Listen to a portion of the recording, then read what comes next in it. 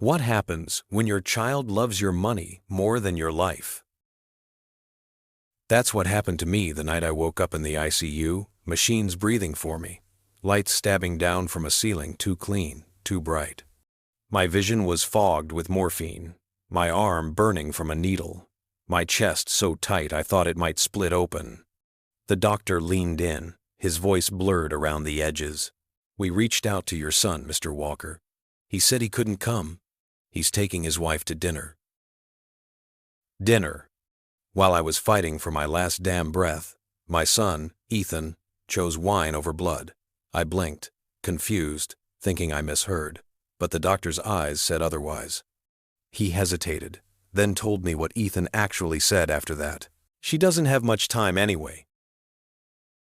Not much time. Like I was a countdown he didn't want to hear anymore.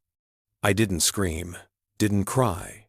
Something colder settled in me, a slow, steady kind of rage that doesn't flare up, it endures.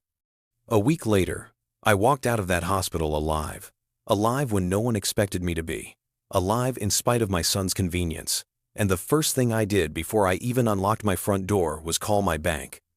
2 hours after that, Ethan showed up at my house, too fast to be compassion. Fast in the way people move when they think something of theirs is at risk.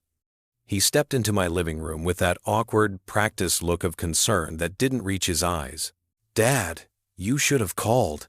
You scared me." But I'd already heard his real voice, the one that weighed my death against a dinner reservation. He barely looked at me.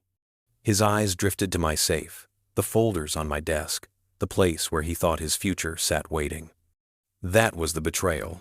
Not that he didn't show up, not that he didn't care, but that he calculated what my death would give him and preferred that outcome. While he kept living his life smiling at restaurants, driving the car I bought him, living in the home I helped him afford, I started working in silence. Calls to my attorney, calls to the bank, transfers, evaluations, beneficiary changes, every paper trail rerouted, every asset stripped from his reach. Most of it went to charities and institutions that would never even know his face. I learned his habits. He rarely visited unless he needed something. And when he did come by, his questions always circled the same drain. "Is your will up to date? You still keep the house insured? Who has your power of attorney now?" Not once did he ask if I slept through the night, or if the chest pains came back, or if the loneliness was eating me alive the way it does at dusk. So I answered his questions with silence, and in that silence, I sharpened my weapon signatures, documents, transfers, betrayal in its most clinical form. The final paperwork arrived on a Thursday, thick envelopes stamped in red, final, binding. I waited for him to show up again, uninvited, wearing that smile that didn't belong to him anymore. When he did, I slid the documents across the table. "What's this?" I didn't say much. I just watched him open them. His hand shook as he scanned the pages. His lips moved without sound. Then his face went pale. The house, the accounts, the properties, everything was gone from his name, transferred, redirected, erased from his reach. "This has to be a mistake." "No," I said quietly. "It's the first time I haven't made one." His eyes flooded, anger trying to cover the fear underneath. "You can't do this. I'm your son." "You were my son," I told him, "until you chose dinner over my deathbed." The words hit harder than any shouting could.